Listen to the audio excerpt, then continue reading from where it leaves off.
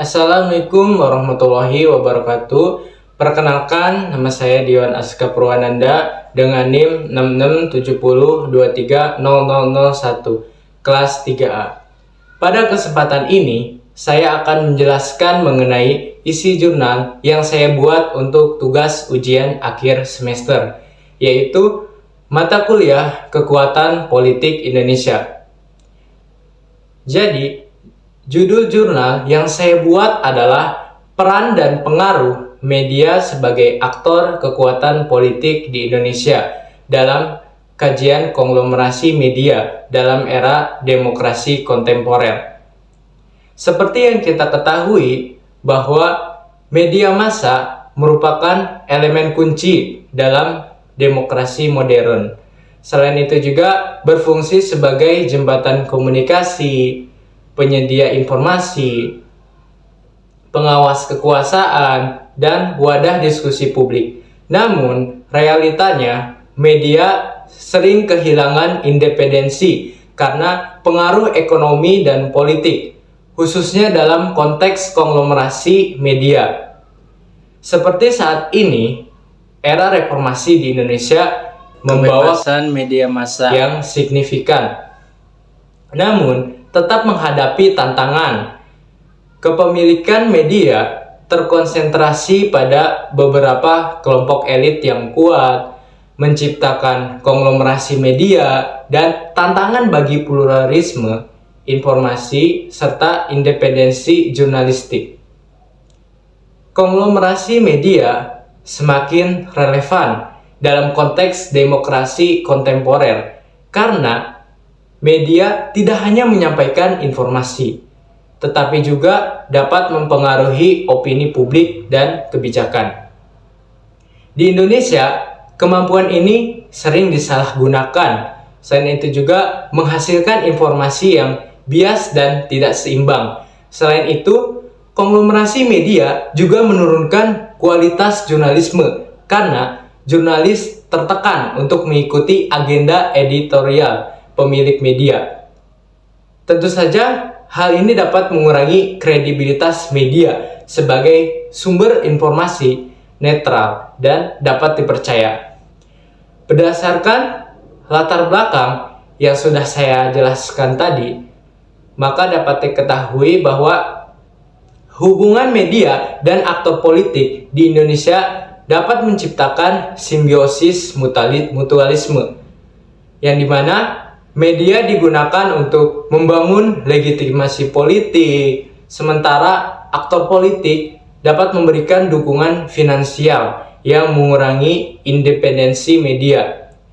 Saat ini, media digunakan sebagai alat kekuasaan oleh aktor politik untuk membentuk persepsi publik dan memobilisasi dukungan.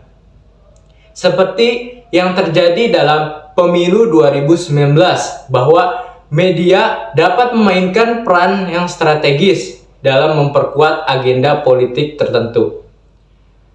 Berdasarkan teori hegemoni Gramsci, media di Indonesia sering digunakan elit politik untuk membangun konsensus sosial melalui framing berita. Contohnya, beberapa grup media besar di Indonesia yang digunakan untuk mendukung agenda politik pemiliknya. Sehingga konglomerasi media juga berdampak pada independensi jurnalis yang sering menghadapi tekanan dari pemilik media untuk menyesuaikan pemberitaan dengan agenda politik tertentu. Aktor-aktor konglomerasi media seperti pemilik media, partai politik, dan pemerintah, selain itu juga memanfaatkan media untuk mendukung kepentingan politik mereka. Adapun dampak konglomerasi media terhadap demokrasi mencakup pembatasan akses informasi yang beragam, melemahkan akuntabilitas pemerintah, dan meningkatkan polarisasi politik. Tentu saja, hal ini dapat membahayakan kualitas demokrasi. Maka, dapat disimpulkan bahwa media massa telah menjadi aktor politik yang kuat di Indonesia, yang dapat mempengaruhi opini publik dan dinamika politik. Namun, konglomerasi media dengan konsentrasi kepemilikan di tangan elit terus dapat mengancam kualitas demokrasi. Selain itu juga bahwa konglomerasi media membatasi pluralisme informasi dan independensi jurnalisme, sehingga dapat menghasilkan bias informasi yang mendukung kepentingan pemilik media. Independensi jurnalis terancam oleh tekanan dari pemilik media untuk mendukung agenda politik tertentu. Tentu saja, hal ini dapat mengurangi kualitas jurnalisme dan kepercayaan publik. Seperti yang kita ketahui bahwa media sebagai mediator konflik politik seringkali tidak netral dan dapat memperburuk konflik dengan narasi yang tidak seimbang. Maka, jika konglomerasi media terus mendominasi, tentunya akan dapat berdampak pada hilangnya kepercayaan masyarakat terhadap media dan dapat memperburuk polarisasi politik serta dapat menghambat demokratisasi.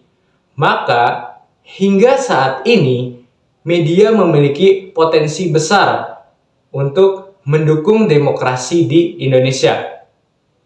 Tetapi, potensi ini hanya dapat diwujudkan jika tantangan dapat diatasi dengan langkah-langkah yang tepat. Indonesia dapat menciptakan ekosistem media yang lebih sehat dan lebih demokratis. Demikianlah yang dapat saya jelaskan mengenai isi jurnal yang sudah saya buat. Terima kasih. Wassalamualaikum warahmatullahi wabarakatuh. Tirta jauh